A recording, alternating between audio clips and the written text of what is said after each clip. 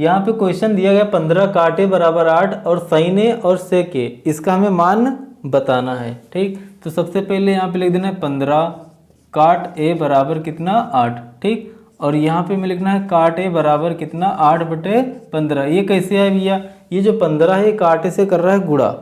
ठीक, और जब पक्षांतरण होएगा तो कर देगा भाग, तो काट बराबर 8/15। अब काट का जो मान होता है, ठीक, तो क्या होता है भैया, आधार बटे लंब होता है।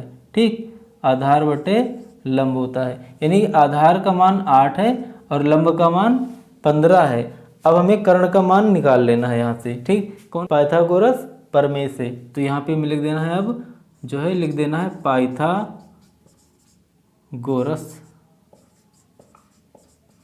प्रमेय से। ठीक, अब यहाँ पे हमें लिख देना है कर्ण, क्या, कर्ण, रूट के अंदर भैया लिख देना है इनको। अब यहाँ पे कर्ण जब बताना है तो लंब और आधार इनके दोनों वर्गों को आपस में जोड़ देना है। ठीक, तो यहाँ पे आ जाएगा 15 स्क्वायर और प्लस 8 स्क्वायर। तो यहाँ पे मिल जाएगा हमें जो कर्ण का मान है वो निकल जाएगा 15 का 15 से गुणा करेंगे 225 आएगा और 8 अठाई कितना 64 आएगा। तो यहाँ पे भाई कर्ण का मान निकल के आएगा अभी कुछ, तो 5 4 9 और 6 2 8 और 289 कितना आया 289।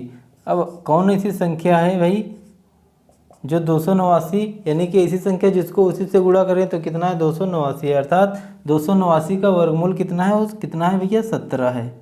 तो यहाँ पे कर देना है 17।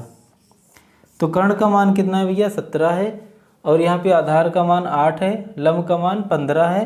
अब हमें बताना है मान किसका, साइन ए का, किसका, साइन ए। अब साइन बराबर का होता है लंब बटे कर्ण होता है, साइन बराबर का होता है लंब बटे कर्ण। अब लंब का मान कितना है इसमें 15 है, तो यहाँ पे आ जाएगा 15। ठीक, और बटे इसमें कर्ण का मान कितना है 17 है, तो 17 कर देना है। और यहाँ पे हम बताना है सेक का मान, सेक ए का मान। तो भैया सेक बराबर का होता है, सेक बराबर आधार बटे कर्ण, सॉरी कर्ण बटे आधार होता है। सेक बराबर का होता है कर्ण बटे आधार होता है। तो कर्ण का मान कितना है 17 है, तो यहाँ पे 17 कर देना है। ठीक, और आधार का मान कितना है 8 है, तो यहाँ पे 8 कर देना है। तो इनका आंसर आ गया, सेक ए का मान 17/8 और साइन ए का मान कितना 15/17। ये आंसर हुआ इनका।